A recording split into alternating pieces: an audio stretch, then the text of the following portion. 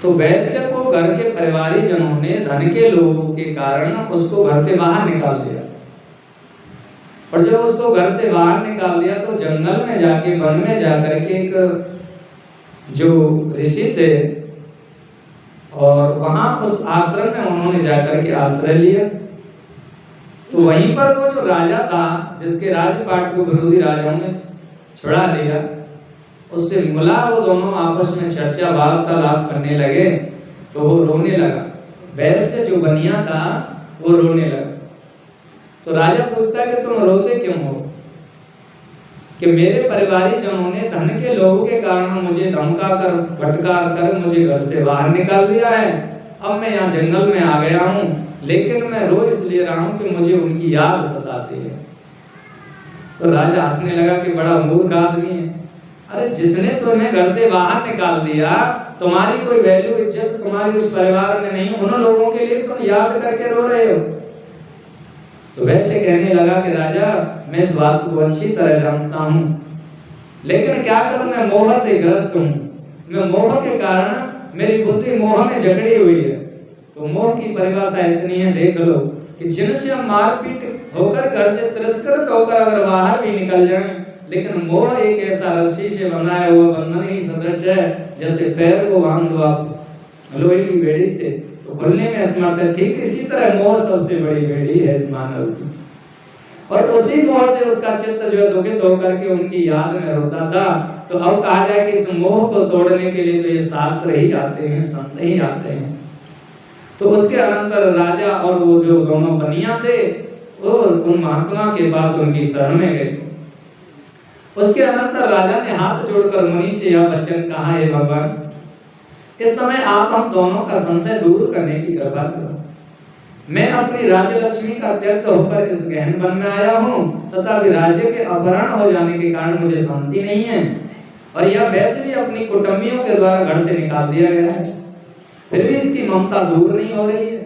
इसमें क्या कारण है उसे कहिए। जानकर होते हुए भी हम दोनों का मन मोह से व्याकुल हो गया है, यह तो महान मूर्खता है। ऋषिर्वाच महामाया जगद्धात्री शक्ति रूपा सनातनी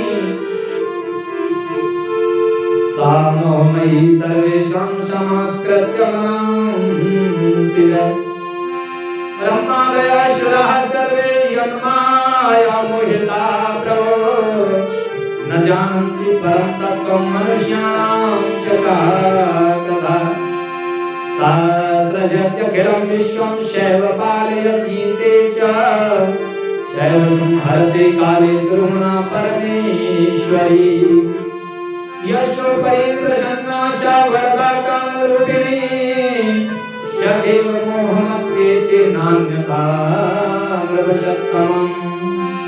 ऋषि बोले, राजन, वे जगतदात्री शक्ति रूपा सनातनी महामाया ही सबके मन को आकृष्ट कर मोह में डाल देती है। हे प्रभु, ब्रह्मा आदि समस्त देवता भी जिनकी माया से मोहित होकर परम तत्व को नहीं जान पाते, फिर मनुष्यों की बात क्या।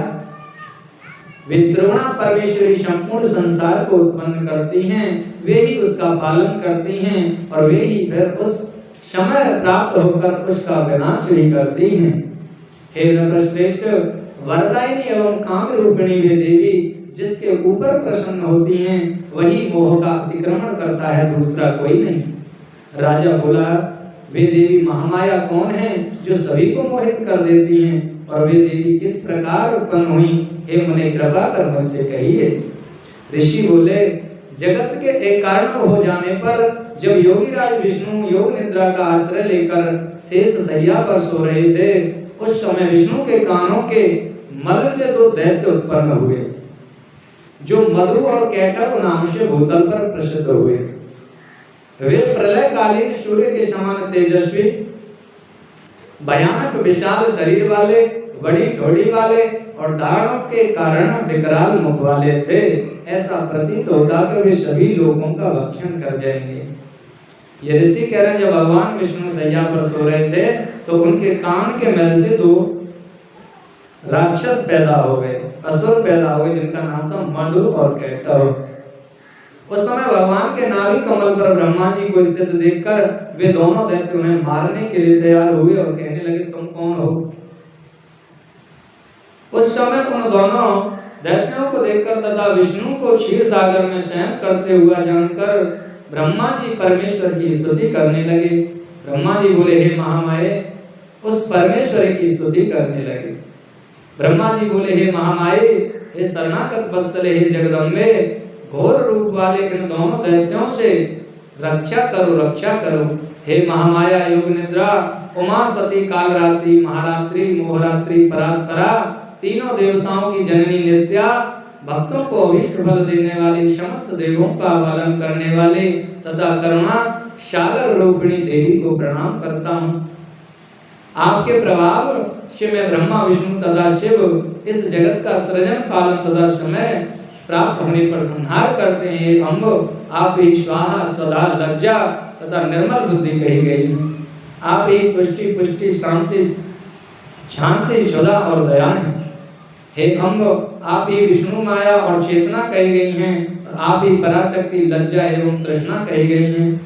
आप भ्रांति तथा स्मृति हैं एवं मात्र रूप से स्थित हैं। आप ही पुण्य आचार में संलग्न मनुष्यों के घर में लक्ष्मी रूप से स्थित हैं। और आप ही जाति तथा वृत्ति कही गई हैं। आप ही व्याप्ति रूपा हैं और आप ही चित्त रूप से सारे संसार को व्याप्त होकर स्थित हैं। चित्त रूप से हे अंबिके, जगदम्बे, आप इन दोनों अजय दैत्यों को मोहित कीजिए और अजन्मा तथा सर्वव्यापी नारायण को जगाइए। ऋषि बोले, हे नृप, ब्रह्मा जी के द्वारा प्रार्थित वे महाविद्या जगद्धात्री समस्त विद्याओं की अधिदेवता भगवती मधुकैटभ का नाश करने हेतु फाल्गुन शुक्ल द्वादशी को प्रकट हुई। वे तीनों लोगों को मोहित करने वाली शक्ति महाकाली इस नाम से प्रसिद्ध हुई। तब आकाशवाणी हुई, ब्रह्मदेव, तुम भयभीत मत हो, मैं युद्ध में मधुकैटभ का वध कर आज तुम्हारा दुख दूर करूंगी। ऐसा कहकर वे महामाया विष्णु के नेत्र एवं मुख आदि से निकलकर अव्यक्त जन्मा ब्रह्मा जी के समक्ष स्थित हो गए। उसके बाद देवदेव जनार्दन ऋषिकेश निद्रा से उठे और उन्होंने अपने सामने मधुकैटभ नामक दोनों दैत्यों को देखा।